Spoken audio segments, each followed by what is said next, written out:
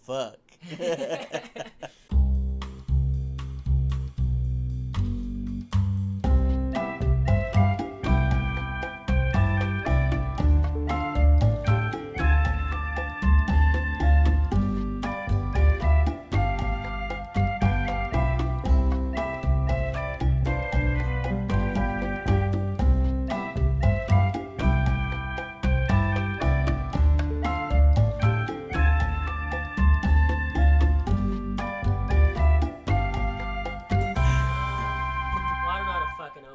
SummerSlam was yesterday. We're recording this on Sunday.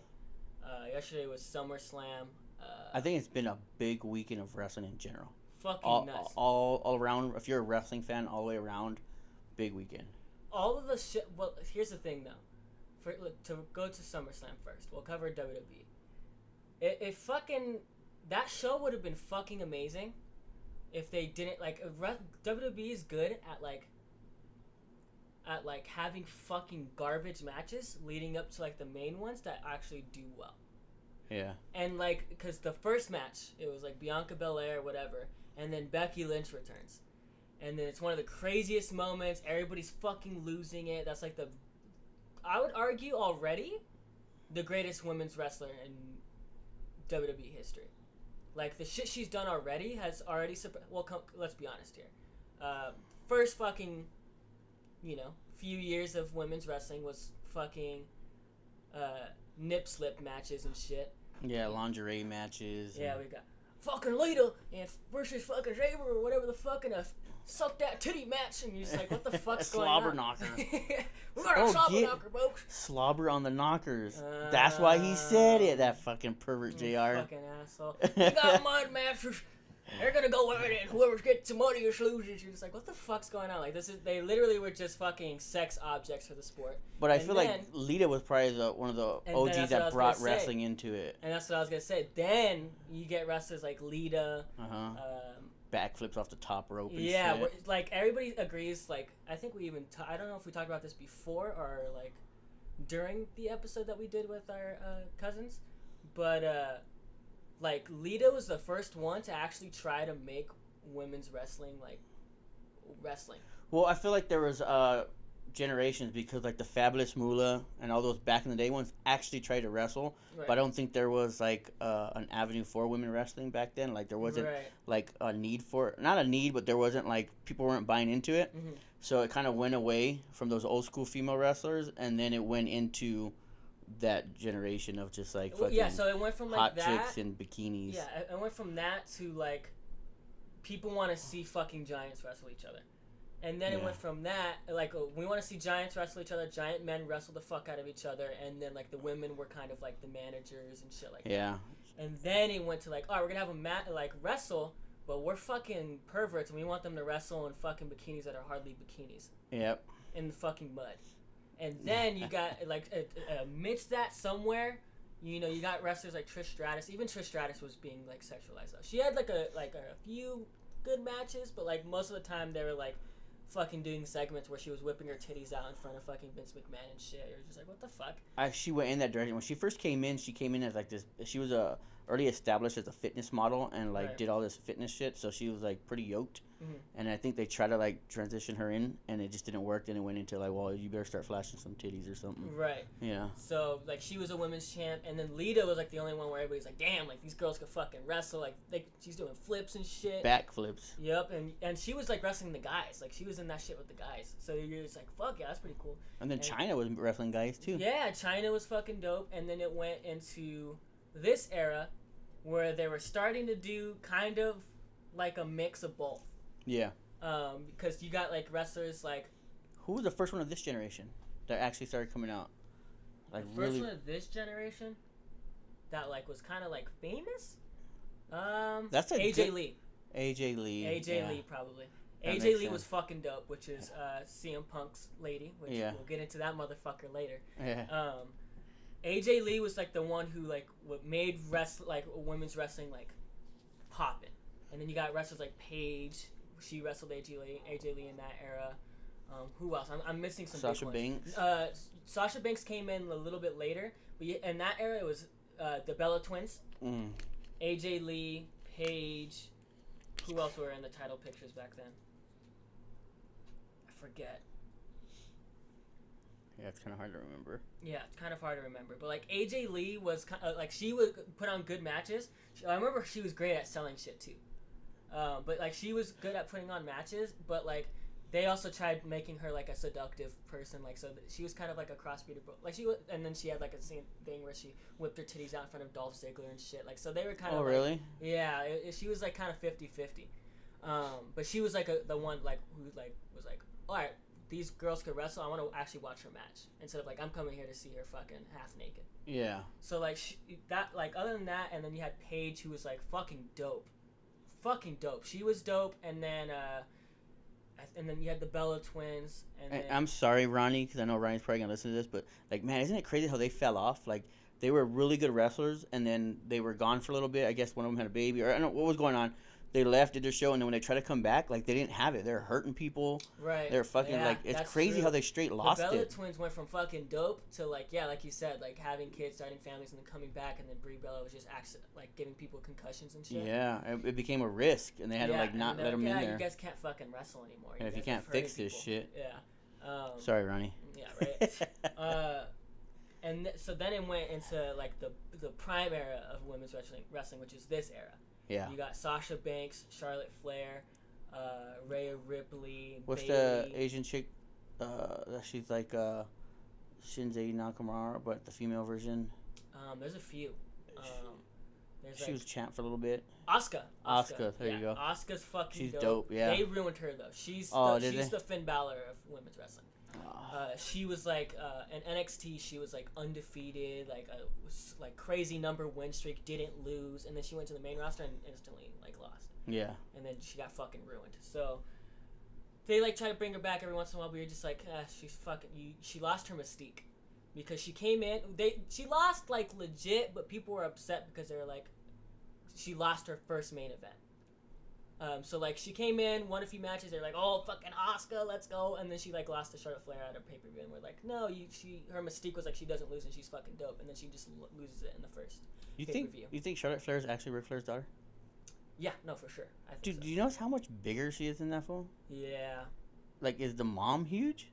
Well, it's like a combination of like each other's heights, right? Because you know if two people.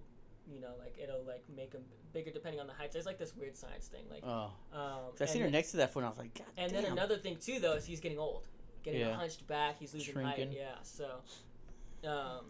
But your point being is Becky Lynch came back.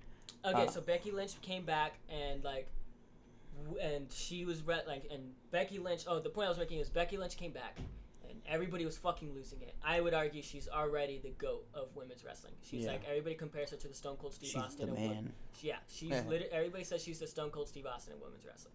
So she comes back, and as expected, everybody's losing their fucking shit. And then she's fighting Bianca Belair, the women's champ, and you're just like, this is going to be a fucking classic. Two of the best women's wrestlers. Bianca Belair was putting 5 stars on in NXT. Becky Lynch is one of the greatest wrestlers of this generation. Like, this is going to be a fucking 5-star. Becky Lynch beats her in 26 seconds. And everybody's like, wow. And I think even people on Twitter were like, how does she go from, like, everybody's favorite, she's the fucking shit, to, like, she fucking sucks. That sucks. And it's like, I was telling my dad this, it has nothing to do with the wrestlers. No. Bianca Belair and fucking Bianca Belair and Becky Lynch are healthy. They could fucking wrestle. I mean, obviously, Bianca was going to wrestle and has been wrestling for weeks. And then Becky, obviously, is the champ now, so she's going to wrestle. So they're both healthy. It's booking at that point. Yeah. Somebody wrote down that fucking Becky Lynch was going to go out there and beat her in 26 seconds. There's no way. That's lazy writing. Lazy writing. There's no way that Bianca and Becky were like, hey, you know, it'd be crazy if we fucking, like, we have control over this match. You know, it'd be crazy if you beat me in 26 seconds. There's no shot they said that. So they lost in 26 seconds, and it's like, one, it's a fuck you to the women's division, and 2, it's a fuck you to both of the wrestlers who we know could fucking put on a classic. A great match. And so, like, shit like that kind of ruined the show, and then you had matches where it was, like, the Usos versus the Mysterios, which was pretty good, and then you had, like, a few, like, filler matches. A lot of filler matches, dude. Yeah. I hate when they try to just rush it in. I'm not trying to like. I don't want to skip too far because I want to pick your brain on this. So how would you have written that Becky Lynch match? Like for me, I don't know who, but I'd rather that other chick had fought someone, put on a good match, and then at the end, maybe the chick's on the mic talking about she's the best. Right. You know what I mean? Like, I could be any of these men, you know, and then the man comes out. Right. You know, fucks her up in the ring. Build it up. You know what I mean? Literally, yeah, exactly. That's what you do. Bianca puts on a 10 minute match with Carmella, because I think Carmella was in the ring. They put on a 5 to 10 minute match. Bianca wins, and then she comes in there. She's holding the belt, or even like she doesn't even have to cut a promo. She can just like pull the belt up, and then Becky Lynch's music comes out, and then Becky Lynch fucks her up, and then she's like standing over her body with the belt, like I'm fucking back, bitches. I'm ready for this belt. And she could have even played it off as like, you know, I just fucking put on a fucking hard fought match. You got me when I was tired. Try that shit. You know what I mean? Those promos, to a WrestleMania or something, you know? Right? You don't bring her in there to fucking beat her in 26 seconds. And then you don't know how Becky Lynch her body's gonna react. We talked about the Bella Twins coming back and they couldn't do it. She just had a kid. Like, what if she needs to be built into it again? Right. You know? But now she's a champ. Like, you have to defend that title unless we're gonna have a fucking Monday Night Raw on SmackDown or wherever one she's on. It's gonna be boring as fuck because it's gonna be her talking for weeks now. Be a Brock Lesnar. Exactly. So so that happened, and then like that shit fucking brings down the show. I would have easily had done that. I don't even think Becky Lynch should have been wrestling per se. Like, she could have even just came in there and stared her down. Yeah. Like, that would have been better. And then you have like good matches, like Edge versus fucking Seth Rollins will go down in SummerSlam history as one of the best fucking matches. Like, that shit was fucking intense and it was dope. And obviously Seth Rollins, like, maybe his character is kind of lackluster, maybe like his whatever. As a wrestler, he's one of the greatest. He's the Mount Rushmore of this generation of wrestling. Yeah, puts Seth on Rollins great shows. Is the fucking Shawn Michaels of this 100% era. Like, he puts anybody over. He could put on a great match with fucking anybody, and I'm convinced of that. Yep. And then Edge, obviously, I don't know how the fuck he moves like that and could put on matches like that at that age, but fucking legend. Hey, I'm going to say that match from the start was set for stardom, dude. Because the entrance, like, watching it over and over again, when you send it to me, like, goosebumps, dude. Fucking dope. Because I always talked about how I love the Brood's entrance music. I used to love just the way the beat, how it started, and just the vibe of it. And then for him to do that, and then you're like, oh shit, he's bringing back some old school shit. So it gets you pumped up, you get the goosebumps.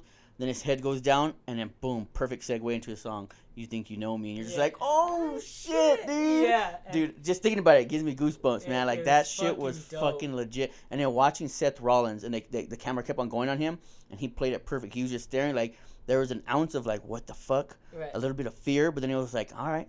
Let's go, motherfucker. Yeah, like, he played that shit perfect, dude. And then they fucking put on a classic, dude. Built up the anticipation perfectly. Fucking amazing match. Yeah. Dude. Fucking amazing match. And then you have matches like that. I'm not gonna lie to you. I didn't watch the whole show glued to the screen. I like fucking turned away and did my own thing every once in a while. Like, the Alexa Bliss versus Eva Marie match was fucking filler match. Obviously fucking lame. Nothing special with that one. And then I watched a little bit of that one just because it's Alexa Bliss, and then that big chick was like fucking with Eva Marie. Yeah. And then what do they call her? Raindrop? Teardrop? I have no fucking. Something drop. It's a big drop. Yeah, it's a big fucking drop. Big drop. It's a big doink. Yeah. And then you had Sheamus versus fucking Priest. I don't like that rivalry. I don't like Damian Priest that much, to be honest. Really? I kind of like Damian Priest. I think his promos are a little corny.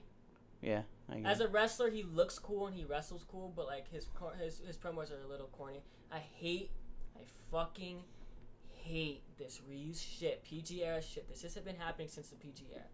There's at least one wrestler from I swear, at least a few times a year, you'll have a wrestler with a storyline every single time where they talk about the babyface will talk about the other wrestler being a bully.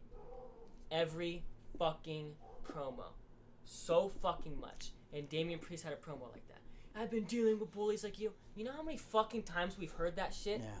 You know how many fucking times? I played that card. Dude, so many fucking times. I've been dealing with bullies like you since I was a kid. Alright, apparently every fucking wrestler's been bullied as a kid. Because every single one of them makes a fucking promo like that every fucking year since the PG era. And it just goes to show, like, you almost have to feel bad for the wrestlers, but also then again, that's what separates the elite wrestlers from the fucking, you know, average ones. Where, like, when the PG era came, they don't really have that much freedom to say what they want. Yeah. But again, that's probably what makes the elite guys. Yeah. So, like, you know, the Roman Reigns and the John Cena who could, like, cut a great promo without needing to be like, fuck you, bitch! You know? But then you have, like, these wrestlers who just get lazy where you're just like, Sheamus, I've been dealing bullies with you. And I'm just like, dude, we fucking heard this shit 100 times. Give us something crazy. Like, you've been nothing since, you know, you went to the tag team with the Bar. Like, you got pushed to the sidelines. You're a fraud. This, that, and the other, right? Like, get fucking creative. You're a gatekeeper. You're never going to be the champ. You're just going to be that guy that almost gets there. Yeah, you know, just fucking rip into him, you know? You used to be a WWE champ. Now look at you. Yeah. Like, say some shit like that, you know what I mean? Sheamus could still cut a promo. Like, Sheamus, I mean, he was the WWE World Champion. He put on fucking WrestleMania matches against Triple H. Like, he was the man of my era as well. Celtic Warrior. Yeah, he was the man in my era as well. Still one of my favorite finishers, by the way. Whenever the bro kick comes in, you're like, oh, fuck! But, like, he cuts good promos where he's just like, I'll end you, Mike! You don't stand a chance! You know, he's just kind of like, oh, okay. His accent helps him out a lot, dude. It's really cool. Yeah, it helps him out a lot. I think he gets bailed out by his accent a lot. Yeah, right? You got a cool fucking accent, I guess. Go ahead. Yeah, I didn't really watch that one. Damien Priest won the belt. Obviously, everybody saw that coming. And then you see a match with Bobby Lashley and Goldberg. It was pretty average. They were throwing each other around. There's not a lot two gigantic human beings like that can do except slam each other and throw each other around. And then, like, the way it ended was kind of lame, and then they made up for it. So, like, fucking Goldberg hurts his knee or some shit. And then he's like, onto the ground, and then fucking the referee's like, we gotta call it, he can't compete anymore. And then Bobby Lashley's like, no, man, fuck that. He's been talking all this shit. So he goes and gets a steel chair. He's like, I'm gonna end this old fuck's career, right? He's been cutting promos like that where he's like, I'm gonna end this old son of a bitch's career, right? So he's like, you know what, fuck this, I'm gonna go end this old fuck's career, right? So he gets a fucking steel chair and he starts fucking raking on this dude's knee, like fucking slamming over and over again, just like, God, and then fucking Goldberg at some points was like not acting really well, and then there was other times where you're like, oh damn, he's really selling that he's in fucking traumatic pain, and then he's like, it was cool, and then he was like, oh, and you're like, oh, okay, this is pretty fucking rated R. I like this, right? It's going hardcore. Yeah, it's getting a little morbid, right? He's like legitimately trying to tear his fucking leg off. Like, it's getting kind of morbid, right? You're like, okay, I'm kind of into this. I would have wished that someone would have won the match, legit.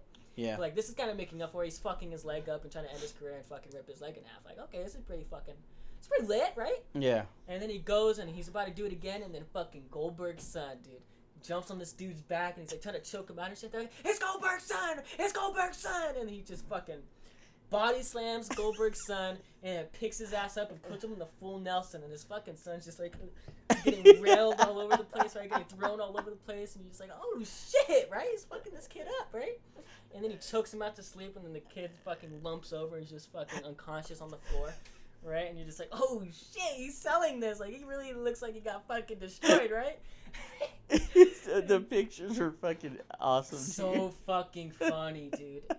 And this kid is fucking unconscious, and then Bobby Lashley is like all fucking cold-blooded, right? And then MVP comes in the ring, cuts his promo like, he didn't know that was his son. There's no way he could have known. Your new champ, Bobby Lashley, like where he's kind of like fucked up. He's like, damn, I can't believe he fucking did that. But he's like trying to defend him at the same time. And then they're outside of the ring, and then as soon as Goldberg hears that MVP said that he fucked up his son, Goldberg starts crawling to his son. He's like over his son's body. He's like, you know, screaming at the guy or whatever. And then that's when you see that snapshot where Goldberg takes his son. And Goldberg picks his son up, and his son's still trying to sell it, which he sold it again. He's like all fucking fucked up and shit with like a weird look on, like a weird stank face on his face. Oh fuck! Goldberg's just screaming, like being typical Goldberg, and then the son. How dare you? And his fucking son's just like all fucking disabled in his arms and shit. How am I doing, Dad? How am I doing? So that was pretty cool. That match was pretty alright. I like the ending to that one because it sets up a bigger storyline. So where do you think that storyline's gonna go? Because the son's obviously too small, I think, to well, yeah, fuck too up. small, too young, and then Goldberg can't physically wrestle because he fucked up his leg after the match. Yeah, So I wonder where that goes. Do you think it was a real injury and they're like, fuck, what are we going to do now? We got a last minute improvisation? Like, If it go was, in there, jumping his back? if or that was improvisation, like, that was some great fucking last minute improvisation. Yeah, like, cause maybe he hurt it. himself. Because, like, what happens now? Like, does Goldberg's leg, he couldn't finish the match, but magically he's ready to fight again with the brace on? Like, come on. Yeah, probably. They'll either do some corny shit like that, or, like, Goldberg will, like, bring somebody up. Will be like, you know, I can't wrestle, but you know who can fuck you up? And then he'll bring somebody out from, like, NXT. And everybody will lose their shit and be like, oh, fuck yeah! Because what's his name? Or maybe that's how they bring Braun Strowman back. Maybe they re-signed Braun Strowman, nobody knows. And then because nobody knows what Braun Strowman's doing. Nobody knows if he got re-signed or not. Oh, or yeah. if he's going somewhere else. Because they cut his ass. So maybe he goes like, I know someone who could fuck you up, and then Braun Strowman comes back and everyone's like, oh, shit. You know? Yeah. And then it turns him back into a good guy. Right. Braun. And then it seems like now we're in the era of surprise returns. Right. And that could segue into the main event. Roman Reigns versus John Cena. Which, by the way, everybody was saying this on Twitter. John Cena came out with a dope T-shirt. It was a black T-shirt with like a cool little like John Cena like cartoon on his chest, like a SpaghettiOs style thing. And then on his back, it showed like tokens. You know how like in like Sonic they have like the rings. Yeah. It shows you like all the stats and shit. It was like that, but with all of the WWE titles that he's won on his back. Oh, and it was like 16 time on the bottom, and you're like, oh, that's pretty fucking dope. John Cena comes out, Roman comes out. It starts out fucking lame as everybody expected. You know, they hype it up like the guy who's wrestling Roman Reigns has a chance, and then Roman fucks him up for like 10 minutes, like beats the fucking horse shit out of him. Exactly what happened. Same thing he did with every other wrestler. Same fucking recycled shit. Beats the fucking dog shit out of John Cena. And then John Cena comes back. And then he hits him with an attitude adjustment. And then the match started getting good after the point where we're just like, okay, we fucking know he's dominant, dude. We fucking get it. John Cena's attitude adjustments him onto the fucking table, and then attitude adjustments him onto the fucking from the top rope. Each time he tries to pin him, he kicks out last minute. Everybody's getting going now. Everybody's heart rate's getting up. Okay, 1, 2, you know that shit, right? Where it's kind of intense. They go back and forth for a while. Spoiler alert: Roman Reigns ends up sparing him at the end and winning. And to segue into the fucking return, Roman Reigns has his belt high in the air, and he just down, and everybody's fucking, oh shit! I remember I fucking got out of my chair, and Dominic's like, who is it? Dominic, my little brother, he's like, who is it? And I jumped up, and I'm fucking jumping up and down. It's Brock fucking Lesnar, right? Fucking losing my shit, right? Fuck yeah! And then here comes fucking Brock, all mean and shit, all fucking ripped. We're like, oh, this fucking Viking haircut. A Viking haircut. He comes strolling into the ring, and then Roman's like looking over the ropes to try to look over the crowd to see who it is, and he goes, oh shit. Fucking Paul Heyman doing Paul Heyman shit. Just selling it. You know, fucking crying and shit. Brock Lesnar comes to the ring, and then fucking he walks into the ring, and then fucking Pat McAfee goes, Paul Heyman's cowering in fear in the corner. Just fucking in the corner, like, please, right? All fucking scared. What I did like though is once Roman finally seen that it was Brock, Roman took his sting off. Yeah, like, he okay, hands it to fucking Paul. All right. He's like, I'm ready to slug it out. Let's do it. Yeah, like he didn't back down. You know, yeah, I like that. So Paul Heyman gets out of the ring all scared, like, it's not worth it. We gotta go. We gotta get the fuck out of here, pretty much, right? And then Roman and Brock are staring each other down, and then Roman walks up to Brock, and they have this fucking dope stare down where they're like looking at each other like, we're gonna fucking fight. You know, I see you. And then Roman backs up, exits the ring. And then fucking Paul Heyman cracked me up, fucking crying. Like he was acting so good that he got himself to cry, and so he's all scared and shit. And he's like, "Oh my god, You could hear him saying it in the camera. Oh my god. Fucking sold it perfectly. Roman, like you said it perfectly when you were watching it. Like when Roman was staring him down, it was a combination of like fear, but like, you know, all right, fuck you, let's go.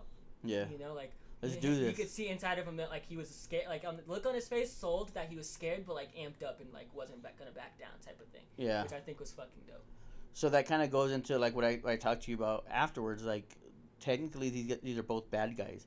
So is this their push to make Brock a good guy, or do we have our first ever bad guy versus bad guy? Right. So I I presented that idea. I was like, what if they do a bad guy versus bad guy? And you're like, how funny would it be where they're just like, man, fuck Ohio, and they're like, boo, and then fucking Brock's like, yeah, I agree, and they're like, wait, who do we cheer? Fuck, who do we go for here? They both, fuck these rednecks. I don't care what these rednecks think. I'm gonna beat your ass. Like, yeah, I don't give a shit what these rednecks think either. Like, what the fuck's going on? And then I know who to fucking cheer for. Who do we go for? I hope for a double knockout? I don't know. Or they could do, that's like us joking. More than likely, they'll do, like, they'll make Brock Lesnar like the Stone Cold Steve Austin, where he's just a fucking badass and everybody loves him because he's a fucking badass, right? Yeah. Not really a bad guy, not really this and that, but like everybody hates Roman Reigns so much that they are willing to cheer on Brock, and he becomes rather like, instead of a bad guy, like a fucking a badass like Stone Cold Steve Austin. Yeah. And here's what I'll say though. Anti-hero. And let me talk to you about this. There's a lot of shit. I'm glad if you would ask me, who would I rather have back to wrestle Roman, The Rock or Brock Lesnar? I would tell you this. I would say that equally they bring dope stories. Because you have Roman or The Rock with his family and his bloodline being like, I'm the head of the table. I'm the head of the table. I've always been more famous than you. I've always been more successful. You have that, right? And then with Brock, you have the connection with him and Paul Heyman. Yep. Because Paul Heyman used to be Brock's guy. And then he went over to fucking Roman. And so now you have that dilemma where Paul's kind of stuck in between, or like just kind of cowers behind Roman. And then you said that you predicted that Paul would betray Roman. Mm-hmm.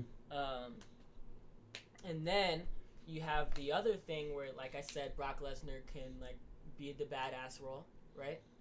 But another thing I want to ask you though is, how do you feel about him being by himself, Brock? Because he had Paul Heyman for a reason, because he couldn't cut a promo. Paul Heyman did all the promos for Brock. Brock never spoke. So now he's going to have to speak for himself. Do you think he could cut good promos?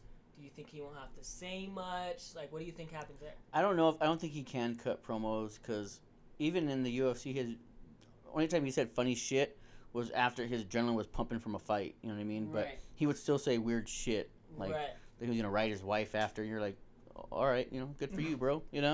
So I don't know if they're going to, maybe they try. Right. But, like, I know this is a different subject, but I'm not trying to go on to this subject. I'm just using an example. When I watched the Raider-Ram game this weekend, because they were playing in L.A., it was the Rams announcers. And Aqib Talib was one of the announcers, one of the greatest corners to ever play the game. Like, fucking dope. Fuck yeah. But, like, the shit he was saying, you're like, huh? Like, it was just really basic, and it was just really, like, he knew good football knowledge, but the way he talked, you're just kind of like, he was trying to do the announcer thing, but wasn't, because he's a player. Right. Like, not everybody transitioned really well to it. Like, Aikman transitioned really well into it. Right. Tony Romo transitioned really well into it. But, like, I just couldn't see it. And that's what I worry for Brock, is that he'll try too hard, and it'll just sound corny. And he's a badass, dude. He's a legit fucking scary fucking human being. Right. And it'll fuck it up if we're just like, what a fucking dork. Yeah. You know what I mean? Let me say this, though. Brock cut a couple of promos while with Paul Heyman during his championship era, and each time was fucking hilarious, because each time he cursed. So like that's another thing you have to worry about. Like Booker T with Hulk Hogan. So one of them was Brock was the champ, and then all these guys were trying to get a shot at the belt. Samoa Joe, Roman Reigns, Finn Balor, they all entered the ring like, I deserve the shot. No, I deserve the shot. No, I deserve the shot. And then Roman was like, nah, I deserve the shot. He's cutting this promo in front of Brock. And then Paul Heyman's about to speak, and then he fucking steals the microphone from Paul, and he goes up to his face. He's like, you don't deserve shit, buddy. And it was like, oh, he said shit! And then there's another one where there's fucking Heath Slater, and Heath Slater had this storyline of like, I have to provide for my kids, or whatever storyline that he had. And then he comes into the ring, like, talking about his kids or whatever, and then Brock gets the microphone, and he goes up to him, and he's like, I don't give a shit about your kids. And you're like, he said shit again! So, every time he does cut a promo, it's fucking funny, because he cannot not cuss. Yeah. But it seems like those are one-liners, though. Oh, yeah, so he could do good one-liners, but cutting a full promo takes some skill, dude. Right. Not everybody's a Miz and, a Rollins or a fucking... Right. Roman just started getting better at it. Right. So we'll see what happens there, dude. I think I could see him doing a lot like you know how like there'll be a wrestler in the ring and they'll look on the Titantron and there'll be a guy cutting their rival cutting a promo on the Titantron. Yeah. I think I see a lot of that where Roman's in the ring and then it's a Titantron of Brock Lesnar cutting a promo, but it'll be edited. So like I was just gonna say, so it was done before, and then he reacts to it. Yeah. And he reacts to it in the ring. Right. That'd be smart. I think that'll work. Take advantage of it. Yeah, I think that could work for sure. I'm just looking to see where it goes. Yeah. Unfortunately, we have to wait till Friday. But that's what's great. For once, we don't know. Right. How many times do we always like you even said we've been doing fucking you text me, you're like, man, we've been writing better shit for years. Right. So to have a moment where we're like, it could go so many different ways, it brings that excitement again to make you want to watch. Right. That's the way it should be, not like, I bet you this is gonna happen. Right. So now this is gonna happen, and we call it, and then we're pissed off afterwards talking about how we fucking write better than everybody does, you know? Right. So it makes me excited to watch it. 3 times in one night. Yeah. Edge beating Seth Rollins. The music and everything. Which in my eyes is the number 1 contender match because Edge was saying like you cost me my match for the belt. Edge was gonna win the belt had Seth Rollins not interrupted. Let's make that clear. He was gonna tap out Roman, and then fucking Seth came out and super kicked him. So Edge should be the champ. So, and then Seth was like, the reason why I did it was because I deserved that shot, not you. I'm the number 1 contender, the true number 1 contender. So that match in a way was like the number 1 contender fight. So then you have that. Maybe one of them gets tied into Brock and Roman or something. Something just popped in my head here. What if Bobby Lashley keeps on saying, I'm going to retire you, you know, I ended your career, you couldn't even finish a match, you're too old. And then like you said, Goldberg says, okay, well I got someone that everybody says is too old. Right. And can't do it. Right. And then boom, you think you know me. There's his title shot. Edge. And he's like, oh, you want to beat up on old guys? You think you're fucking better? Right. Let's go. Yep. Edge and Lashley. That'd be fucking legit, dude. Dope. That would be dope. And then Edge gets his title, and then you could kind of leave it away Brock and Roman to do their own thing. Right. For a little bit. But that just leaves the question, what do you do with Seth? Maybe Seth gets built into the Brock and Roman with their old friendship with the Shield. Maybe Seth keeps on saving Roman, and he's like, no, I'm going to beat you.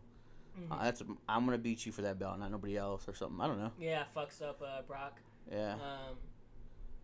There's a lot. I feel like Lashley and Edge will put on a better fight than Lashley and Goldberg, because to your point, they're just too big guys. They're too big, but like Goldberg was never like a fucking agile type of dude. He's just a powerhouse guy. Edge is just as big, but he was always more agile, and he was always more just athletic. Because look at Brock. Brock is huge too, but Brock was doing somersaults from the top turnbuckle. Right. Like Brock was an athletic fucking phenom, dude. Right. So like that, he's a different category. He's above Goldberg in my book too. Right. I will say this though: we've been shitting on Roman a lot, where we're saying it's recycled. What they're doing is fucking amazing writing, if you think about it, because what they're doing is they're trying to make the next GOAT bad guy, and they're fucking successful. Yeah. When Roman retires, we're going to look back at this era of Roman Reigns, the head of the table gimmick, as one of the best storylines ever. One of the best bad guys of this generation of wrestling. And I'll tell you why. We fucking hate Roman Reigns. We hate Roman Reigns so much that everybody fucking cheered John Cena for once. We hate Roman Reigns so much that we just fucking, we can't fucking stand him. And we just can't. We want him to lose every single time, no matter who the fuck it is, we want him to lose. What do you think it is about him? So much, we want fucking Brock Lesnar to win.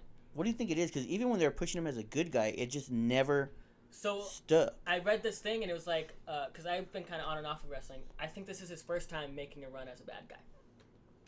As like a true bad guy. Mm-hmm. He did it for a little while with The Undertaker, but it wasn't like a big push, like a big bad guy push. So this is his first time making a new character, stepping away fully from the Shield, and like experimenting. What makes him such a great bad guy is, one, he beats the fucking horse shit out of everybody. Yeah. So he beats the fuck out of all your favorite good guys, right? Cesaro, fucking Edge. Who else did he beat the fuck out of? Rey Mysterio. Dominic Mysterio. Beats the fucking horse shit out of all your favorite wrestlers. And neither of the matches are even close, right? Kevin Owens. He beat the fuck out of Kevin Owens a few times. love Kevin Owens. He beats the fucking horseshit out of all your favorite wrestlers. When you think that your favorite wrestlers would have a shot, he fucking buries them right in front of you. Yeah. So then you have that where you're just like, man, fuck, he just fucking keeps beating up all my guys. Yeah. Right? So then that adds to the flame. And then his fucking promos are elite now. Fucking the shit he was saying to John Cena, like, it wasn't like spectacular where he was saying a lot, but he beat John Cena with one line. Yeah. Something about like you're unoriginal, you do the same shit every week. It's probably why Nikki Bella left you or some shit like that, where everybody's like, holy fuck, that was some CM Punk shit right there. Even Cena, like, his face was like, motherfucker. Motherfucker, like, yeah. Alright. And then he tried to say something back, and you're like, nah. No, you got fucking smoked, buddy. You're trying. I mean, it got me. I mean, you did. It's not a bad promo, but after that shit, there's nothing much you could do. Yeah. So his fucking promos are elite. His gimmick is kind of cool. The head of the table. Oh, he beats the fuck out of your favorite wrestlers, the Usos. Beats the fuck out of both of them and makes them his bitches. Are they still his bitches right now? They're still his bitches right now, yeah. So, like, he beats the fucking horse shit, like, on some rated R shit. That was the most non-PG shit, was when he beat the fucking horse shit out of Jey Uso. Where he was, like, putting him in a steel cage, and, like, Jey Uso, it was in, like, an I Quit match, and Jey Uso wouldn't quit. So he just fucking was throwing him around, hitting him with all this shit, and you're just like, holy fuck, this is brutal. And then his brother has to come in. Jimmy's brother comes in, and then he starts choking out his brother, and that's the only way he got to say I quit. Was because he didn't want his brother to get hurt. So then you have that where you're just like, fuck, man, he's like ruthless. He's a fucking bad guy, right? Yeah. Then he cuts amazing promos. He doesn't need Paul Heyman to cut promos. No, he's gotten a lot better. He doesn't need Paul Heyman, but Paul Heyman does add to the flame, and Paul Heyman does what Paul Heyman does. He makes wrestlers cool, right? So then that's why you fucking hate him. That's why he's a great fucking bad guy. Like, I gotta admit, I fucking hate him, but that's what they're trying to do. That's the goal. So they're successful. That's great fucking writing. And so, yeah, I don't know. So, like, and then they have this thing with Brock, and I was going to draw this comparison, where Roman beats the fucking horseshit out of all your favorite guys. You know who else did all that? Brock Lesnar. Yeah. Brock Lesnar would do that, except there wouldn't be a spot at the end where they would start coming back. What if they did this? What if Brock ends up, like, for the next couple of weeks, they put on some great fucking matches, Brock ends up finally beating the shit out of Roman, taking the belt, and then Brock just starts cutting this crazy promo where he's like, I'm the head of the table now. I'm the head of your family. You don't even run your own family. Right. And then, fuck, The Rock's music comes on. You're just like, oh, shit. I'm like, hey, I stood back because I didn't condone some of the shit he was doing, but don't ever talk about my family. Yeah. Don't ever say, and you're just like, oh, my God. The Rock and Brock Lesnar, dude. On some Samoa Joe shit, when Samoa Joe had that storyline with AJ Styles, and they brought AJ Styles' family into the mix, and Samoa Joe was like, is this your daddy? Where, like, they shit cut to, like, his wife and his fucking kid. He's like, is this your daddy? I'm your daddy now. You're just like, what the fuck? And then AJ Styles was like, you never talk about my family again, you son of a bitch. You know, maybe, like you said, they do something like that where Brock Lesnar's like, I run this family. I run this bitch. I don't give a fuck. I'm all the y'all head of the table bitches. now. Yeah. So there's a lot of shit they can do. If you smell, you're like, oh shit. Right. And Rock comes out and he's like, Right. You don't fucking talk about my family. Right. And then, like, Roman tries to be like, yeah, and he's like, no, I'll deal with you after. Yeah. I don't appreciate some of the shit you did, but now I have to defend the family right now. And then he fucking tells his ass, like, Brock, like, oh, that'd be dope. And then he makes Roman his bitch. Yeah. It's like, the real head of the table's back, you know. I brought our family honor, and he's like being condescending to Roman, and Roman doesn't like it, and then that's when they start their feud, where it becomes like the Jimmy Uso, and he's like, nah, fuck that, I was the head of the table, and you just could walk in here because you're The Rock, and then they do that storyline. Yep. So much they could go with that. So much they could do, and that's fucking exciting. So like they had a like question mark, like what's gonna happen next with the Edge match, Edge and Seth Rollins. Bobby Lashley and Goldberg, and then there's a question mark with Becky Lynch now because like right. one of the baddest ones out there, she beats in 26 seconds. So who's left? Yeah, you know, I mean, you beat the best wrestler. That was fucking people up. Yeah. Seconds. Yeah. So yeah, there's a lot of shit they could do. I'm really excited for that. But you want to know? My uncle messaged me. He goes, "There's only one fucking brand that's gonna be feared, and it's not the WWE." And I've been saying this shit. He was fucking doubting it for a while, but now he's jumping on the train. AEW's running this bitch now. Yep. So I'm excited because it's what AEW did scared WWE so bad they had to get Roman Reigns to break kayfabe or like break character to talk shit about CM Punk. Yeah. Right before his return, because everybody was like CM Punk at the fucking WWE live events, and so they didn't like that. And then they heard that he was coming back on. He was gonna return to AEW on Friday. Yeah. And the day before, they had Roman break character and start saying some shit about CM Punk, and they're afraid now. And CM Punk comes back, has the most electric fucking crowd reaction, all fucking the past decade.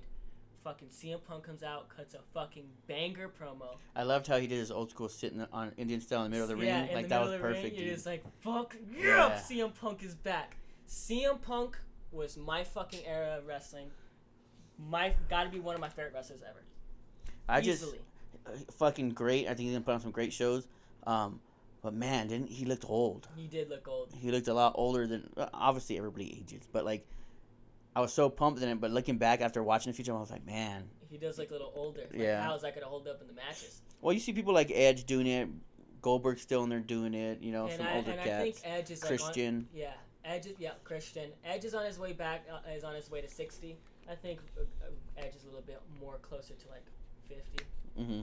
Mid-50s maybe. So he's got a compared to all the other wrestlers who've come back and are wrestling right now, he's got a lot of time left. Like, I think he's as old as John Cena. I mean, obviously, John Cena's in the most fucking shape of his life. Do you know what I heard? Not to change the subject, but that was trying to make a final run, like a goodbye farewell tour. Fucking Ric Flair. I fucking heard that. They're going to kill his ass if they let him do like, that. They're going to tarnish his career, like, almost the way they almost did Undertaker's. Right. Because he couldn't do the moves anymore, and they were forcing that mystique of him, and, like, you could tell...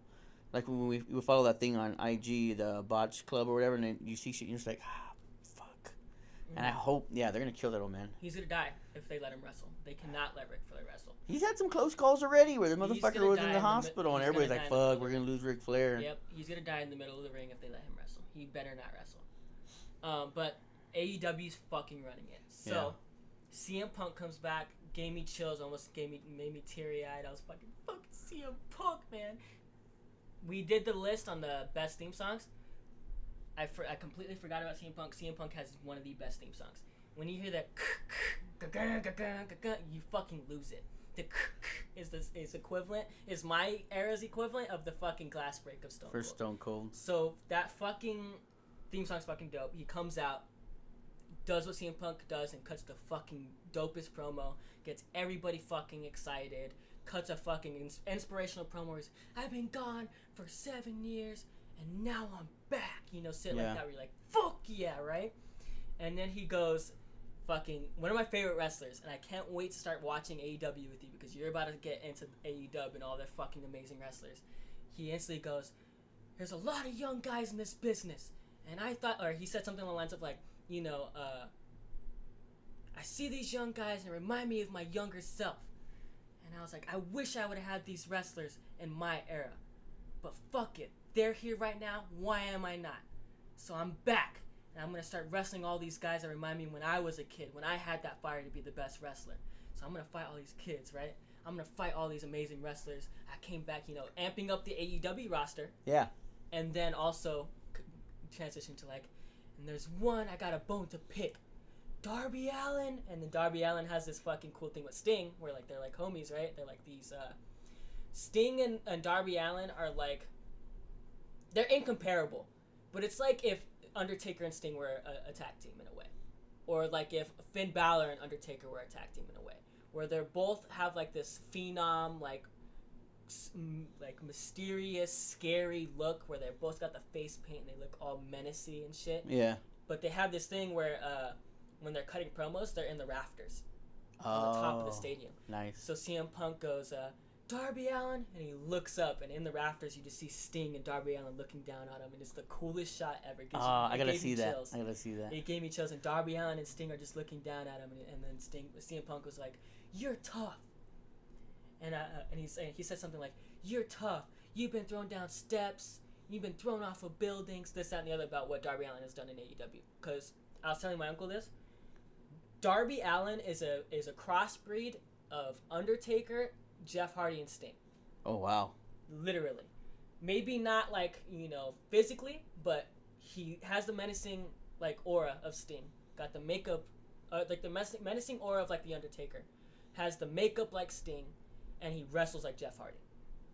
Wow. His fucking finisher is whack. It's equivalent to the coup de grace with Finn Balor. It's called the coffin drop, and his finisher is literally just him falling backwards onto somebody. It's the weakest finisher, but his fucking matches are nuts. Like every time if you look up, I'll tell my uncle this. If you look up AEW most hardcore moments, most of the clips are Darby Allin. And fucking, we know how hardcore AEW is. Yeah. So the fact that if you look up a compilation of the most hardcore moments and he's in most of them, that's how you fucking know. Like, I fear for Darby Allin in the long run. He's young now, so he can get away with doing all this shit now, but his body's gonna catch be up fucked to him up when he gets older, yeah. Because he literally gets thrown down steps, literally gets tossed off of buildings, gets fucking power bombed like through multiple tables with fucking covered in barbed wire and shit, gets fucking body slammed onto fucking skateboards, and it's just like, dude, this fucking hardcore, right? I like how that what you told me. I'm pretty sure you're the one that sent it to me, where they're saying how like in WWE people were coming back and getting straight title shots like Goldberg and Becky Lynch, and then CM Punk comes back and it's not an automatic title shot. It's about it being earned, and that's legit and that's great from their leadership, in AEW. Like I love that. Yeah, I fucking think that. I think so too, and I guarantee you, I can guarantee you that was CM Punk's idea. Yeah. 100%. He came back. He's like, I'm coming back, and this kid fucking Darby Allin's been putting on 5 stars after 5 stars. One of the best wrestlers. I want him. He doesn't have a belt, but I want him. Yeah. Instead of being like, I want fucking Kenny Omega, who's the best wrestler in the world. Yeah. Easily, for the people. So there's I'm gonna ask you about this debate later. So I'm gonna subside that. Remind me about Kenny Omega. Just bring up Kenny. I'm gonna remind you. I gotta ask you a really crazy question. And it's a big debate amongst the the wrestling fan base. So anyways, let's go back. So CM Punk goes, I want Darby Allin. He's like, Darby Allin, you're tough. You know, you're a daredevil pretty much. And then cuts this dope promo where he's like, you're next. I want you, motherfucker, pretty much, right? Fucking so stoked for that. And it shows Darby Allin and Sting like on the rafters. And then Sting walks away and Darby Allin's still there looking down on him. He kind of like acknowledges him. And then it cuts away and it's just fucking... And then CM Punk's like, I'm back, right? Fucking dope. So now on Wednesday, I'm tuning in on Wednesday to see CM Punk and Darby Allin fucking cut promos. Because Darby Allin could also cut promos. You remember when he hinted? Like, something about, like, people want to say that they're the best in the world.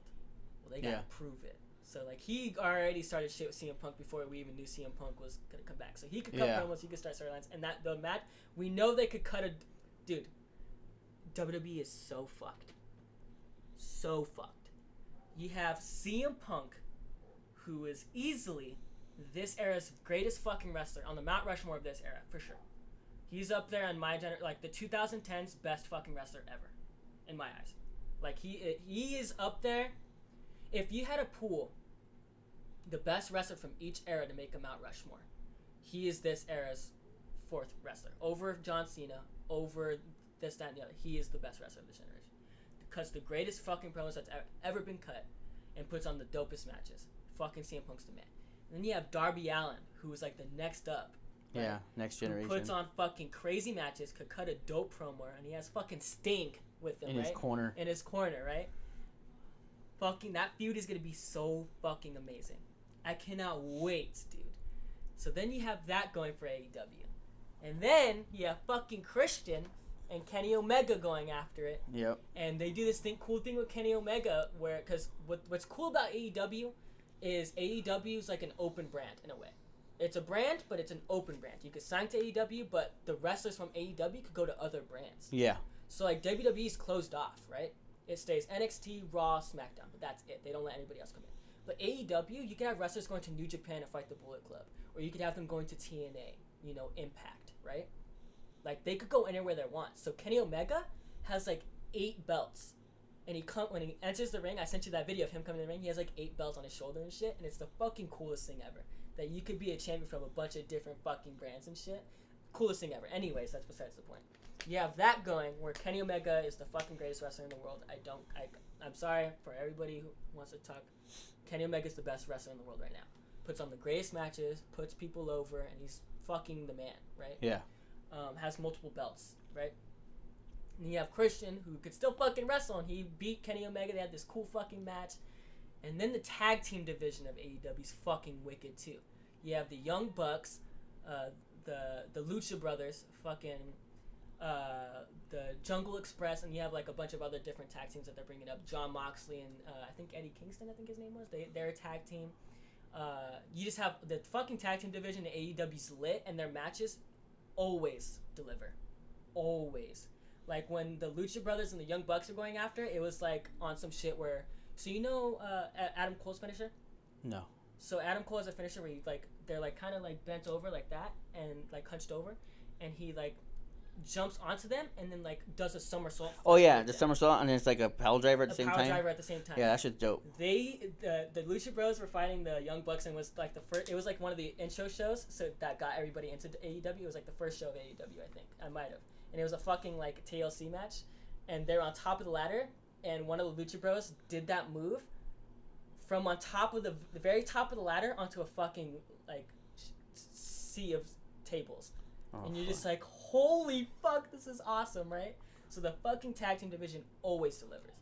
And then, I'm not really familiar with the Divas thing, but I think everybody agrees. I think a lot of people on Twitter have said that the Divas are like the women's wrestlers on AEW are far better than WWE. Like, they were saying, like, Britt Baker, like, when she goes in Pittsburgh, she gets the same pop that CM Punk did in Chicago, where it's just fucking electric. So when you hear that, you're like, holy fuck, like, these women's wrestlers are fucking popular too. And then you have Cody Rhodes, right, who's fucking amazing. He got big, right? So he's fucking massive, and he could fight whoever he wants, right? And also, that's another cool thing, because CM Punk had full reigns. You know he did. He could have came back and fought anybody he wanted. I want to feud with Kenny Omega. I want to feud with Christian. He could have put that in part of his negotiation. Right. He could have wrestled Cody Rhodes and been like, I want the fucking man. But instead, he was like, I want the up-and-coming guy. Yeah, I'll put him over. Who everybody fucking loves, right? But just still, like, everybody who loves AEW loves Darby Allin, but maybe people who don't really know outside of AEW who Darby Allin is, they need to know who this motherfucker is, because he's the GOAT, right? So you have that, right? There is so much shit going on.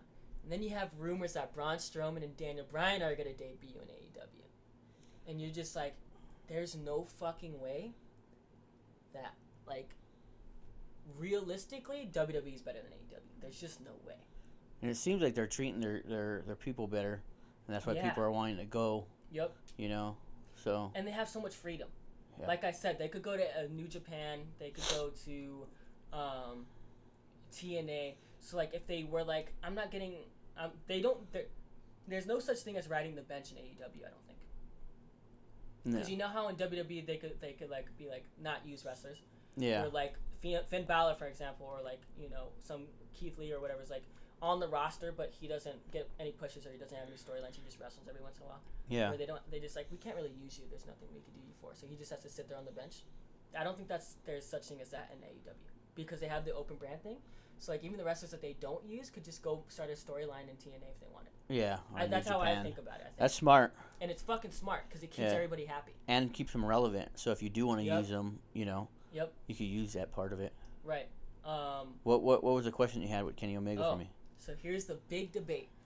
So everybody's been debating who right now, and I'll tell you the three wrestlers that are debated. Who right now is the best wrestler in the world? Who's the best right now? And the debate was Kenny Omega, Roman Reigns, or Randy Orton. I'd say Kenny Omega. You got to. And people were saying, like, you know, Randy Orton, like, he's never once fell off. He's always been the man. And I'm like, okay, that's true, but so is Kenny Omega. Yeah. Kenny Omega. He had a fucking run with the Bullet Club, one of the coolest factions in fucking wrestling.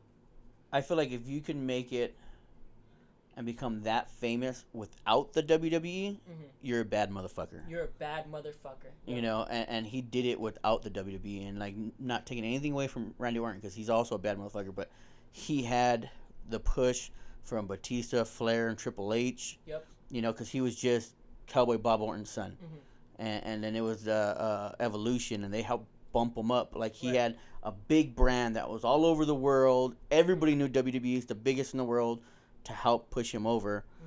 And then you got Kenny Omega, who was doing sideshows, small things, and just you knew about him because of his wrestling skills. He didn't need no Ric Flair to push him over. He didn't need no giant brand to be on national TV all the time, and you still know who the fuck Kenny Omega is. Right. So it's Kenny Omega. Put on the best fucking matches, instant classics all around the world. Japan, fucking everywhere. All around the world, he's put on the best matches. Has some of the best fucking mic skills. Has some of the best gimmicks. And he's just the fucking man. And like we said before, he puts people over. Excuse me. Like the fact, like, I'm sorry. If we're talking about realistic here, Christian had no business beating Kenny Omega. Yeah. But he did. And they made it convincing and they made it fucking exciting. And so now that he has an exciting feud with old fuck Christian. Like, that doesn't happen. And like you said, you were watching that clip, you're like, he sells moves really quick. But he fucking performs moves really fucking, like, good too. Yeah. So, like, he's just the fucking, overall, just the perfect breed of wrestler. The funnest to watch, in my opinion. For and, sure. like, Randy Orton puts on good matches and he could still wrestle the same, but, like, you're not going to see him doing the shit Kenny Omega does where he's doing somersaults off of shit and power bombing people from fucking 15-foot ladders onto a pile of tables and shit. Maybe that's not entirely Randy's fault, but, like, even if it was Attitude Era, like, Kenny Omega's doing shit on AEW that they don't really... Yeah, for sure. And, like, that's one thing that AEW has had, too, is they always make matches exciting. Matches are always exciting. And I remember I pointed one thing out when we saw that clip of Christian winning the titles from Kenny Omega. I was like, want to know one thing I noticed? You're like, what? I was like, look how into it the crowd is. Yeah. When you see WWE shows, like, they don't really get into it. Like, they do, but, like, it takes, like, a lot. But, like, in AEW, like, it's always the crowd's fucking screaming. They're more invested. They're more invested, right? And then the conclusions of the matches are always fucking pretty dope. Yeah. Right? So, like, when the Young Bucks brought out the chair and they put it in the ring for fucking Kenny Omega to put it on and fucking hit Christian with the move, and then Christian reversed in and hit with him the move, right? And then reversed in. Everyone's, oh, Christian's gonna do it! Dear God, Christian's gonna do it! 1, 2, he beat Kenny Omega! Dear God, Christian beat Kenny Omega! You're just like, oh, fuck, right? And everybody's fucking losing it, right? You just remind me of that when you told me. It made me fucking laugh that they get mad at Jim Ross because he always fucks up and says WWE shit on there. Christian, I'm beating Kenny Omega for the WWE title. We're like, what the fuck? No, it's AEW, dumbass. But it's fucking, like, they always do shit. And I'm not saying that fucking AEW doesn't have bad matches. They have bad matches, and they have moments where they botch, and they botch hard, right? Just like in every fucking thing, right? It's kind of like one of those things that if you swing for the fences every time, you're bound to strike out every now and then. Right. But at least you're swinging for the fucking fences, and you're going for the big play. Right. I'd rather that.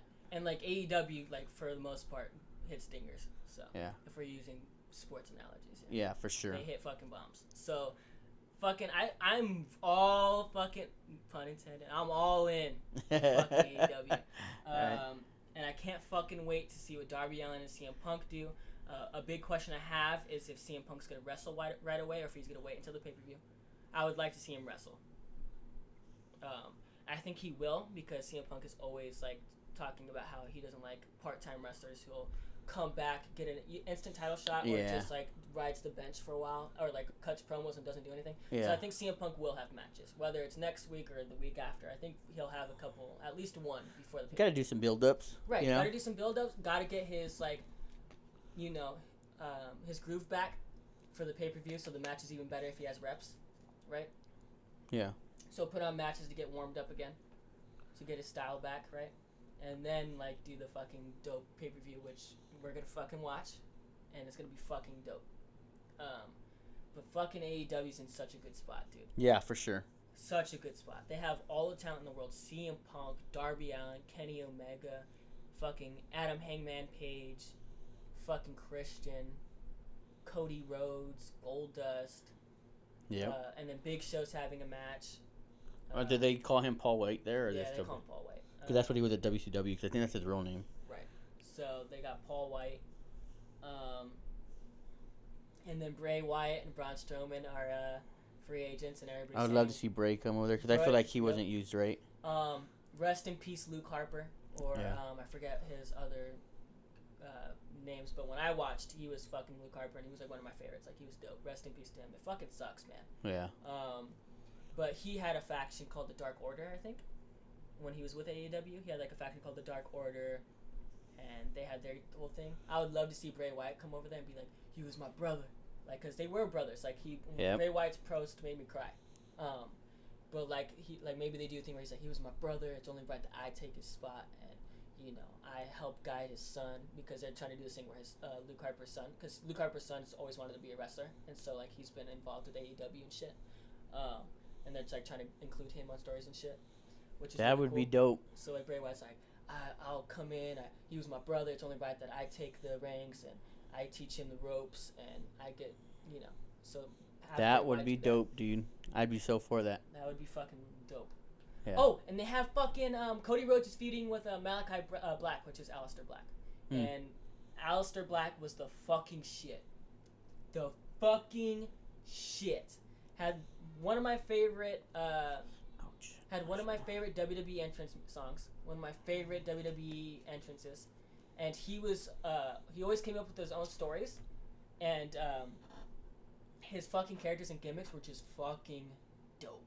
And so when he came to AEW, he was like, oh yeah, so the reason why I signed with AEW is because they told me like, hey, whatever the fuck you want to do, you can do it. And so he gets to do whatever the fuck he wants. And he's kind of like this gothy, like fucking weird cultish guy, so it's fucking cool. Yeah. Like his entrance when he wrestled Cody Rhodes, like his entrance was fucking dope. He had like dope ring gear on. You're just like, dude, fuck yeah, right? Like AEW is just a wrestling playground. Like they just get to do whatever the fuck they want. Yeah. So it's fucking. They got so much going on for them, dude. Malachi Black, Cody Rhodes, and then they have fucking Andrade Cien Almas, who I think is gonna feud with who did Ronnie say was coming back? Juventud? Yeah, Guerrero. So I thought he was supposed to be doing that thing with Christian, not with Jericho. Or Jericho. Chris Jericho too. Yeah. Chris Jericho, and then one of my favorite bad guys, MJF, who just fucking rips into people with his mic skills. He's like the Miz of AEW, like annoying, amazing mic skills, except he's, in my opinion, a better wrestler. Got it. So he's pretty much like that. And then what I love about AEW too is they have so many fucking factions. They got the Dark Order, the Inner Circle, and then there was this third one. I'm not really super into the loop with AEW. I've kind of like watched from the background, on a few storylines. But now that CM Punk's in, I'm obviously locking in. Yeah. But they got a lot of shit going for them, dude, in AEW. AEW versus WWE, like I like AEW's odds so far. For sure, they're doing a lot better on storylines. So I think.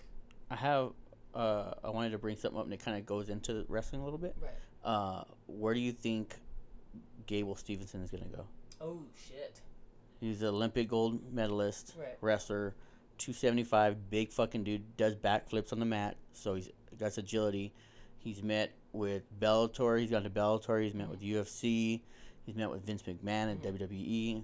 Is there a shot at the AEW? And I was thinking about that right now. I was like, wouldn't that be another great storyline where Goldberg is saying, hey, I can't beat you, but I know somebody that can. And fucking Gable Stevenson comes out and goes, oh, you like to beat up on kids?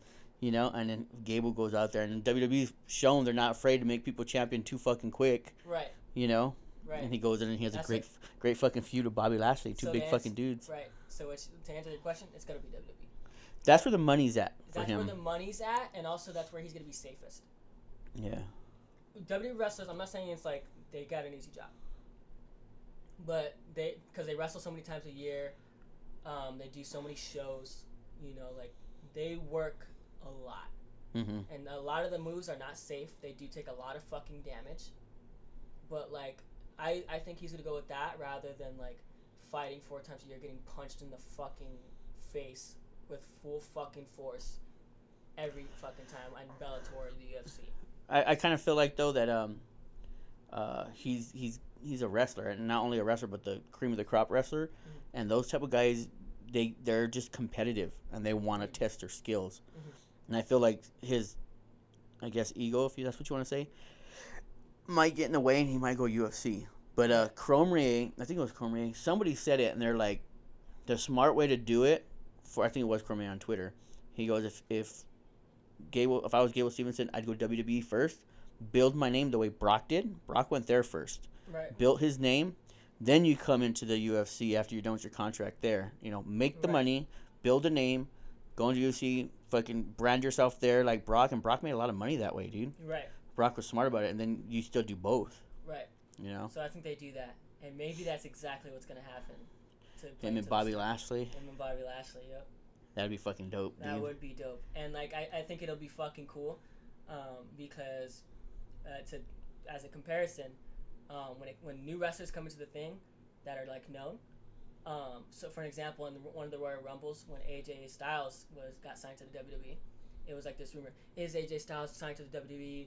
Indy's best wrestler, former Bullet Club leader, AJ Styles, one of the best wrestlers in the world, right? Like, did he sign with WWE? Nobody knew, right? Fucking Royal Rumble, and then new awesome, right? Nobody like, what the fuck? Who is this, right? The music starts playing. Nobody knows who the fuck it is. And then it goes, I'm phenomenal. And then AJ Styles comes out here. It was like, oh, shit, it's AJ Styles, right? But at first, they kind of like, who the fuck is that?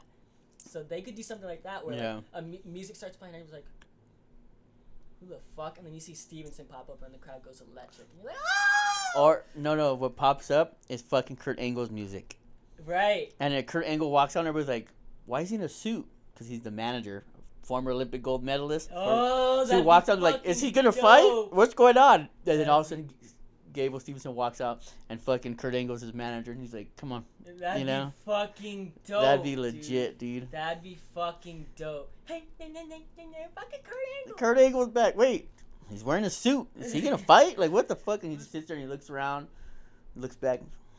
Fucking Gable Stevenson comes out. That'd be fucking dope. In the Kurt Angle outfit. In the Kurt Angle outfit, that'd be fucking with the gold medal around his neck. Gold medal around his neck. Fucking Kurt did. Some milk. Yeah. That'd be fucking cool, man. That'd be so many cool. Man, we should be writers, man. I'm telling you. We have to be, man.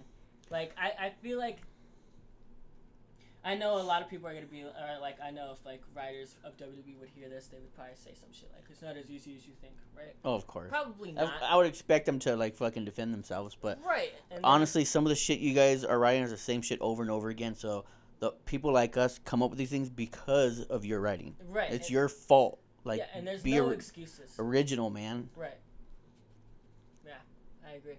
And like I think a lot of what AEW is doing too is I think I could be completely fucking wrong, like 100% wrong. Like, no part of this could be true.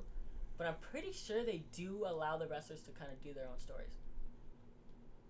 Like, have a part in a say in what they... And what they're doing. So, like, with WWE, it's, like, fully scripted, right? I think AEW, they have more leeway with allowing the wrestlers to build their own character. Oh, okay, got it. I know what you're saying. So, like, they could, like, write who they're wrestling and how it's going to play out and how it goes. Yeah. Like, they work together rather than just, like... Alright, by the way, okay, so you and you are going to feud, and here's what's going to happen. And instead, I think it might be, like, the wrestlers get to collaborate, too. That's smart. It's fucking cool, too. And it'll make it work better, because if you have a part in it, you're going to buy in more. Right. Then if someone says, hey, we're going to make you, and you're going to be this personality, and you're like, but that's not my personality. I don't even know how to act like that, you know? And then it's going to come off not original. Right, and one thing that a lot of people do too, like don't understand either, is how creative these wrestlers are. Yeah. You know, when you think about it, really think about it, most of these wrestlers who come in grew up watching wrestling. They fantasized about their characters and how they'd wrestle, or what kind of wrestlers they'd be like, or who they'd wrestle. Like, these guys have been dreaming about this all their lives. Yep. So you know that they have ideas in their head. Like, they're very creative. So, and like Aleister Black is a great example of that. He was like, I got cut from WWE. We had these storylines that I came up with, and I brought them this idea, and they were like, cool, and then they cut me. And then I was like, okay, fuck. Well, I came up with all these cool stories. I wrote down all these things, and you guys didn't use it. So then he comes to AEW and gets to use it. So it's like, I think that's also what makes a lot of AEW storylines a little bit original too, is that like a lot of the wrestlers get to come up with their own shit. You know what I mean? Yeah. Smart. Yeah, it's fucking smart. Super smart. We have anything else we want to talk about? Oh, Dodgers went from like fucking 7 games behind? They're like on a 10-game win streak or something like that. They went from like 7 games behind to like a 10-game win streak. They lost today, but you know, they were on a fucking crazy win streak. They came out with those fucking fire jerseys that I've been saying I love them, day man. fucking one. Yeah. I've been saying from day one they should have an alternative like primary color.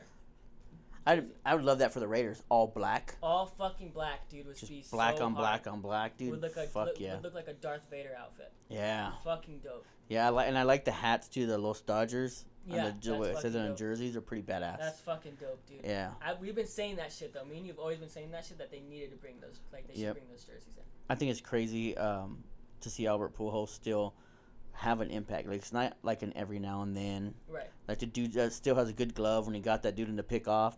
When they're in the pickle, the dude's still hitting dingers. Right. You know, like he's not just a name or a vet there to like groom the younger guys. Like he's literally contributing, and it's fucking awesome. Fucking Uncle Albert's the GOAT. Yeah, it's fucking awesome to see that, and I just I hope.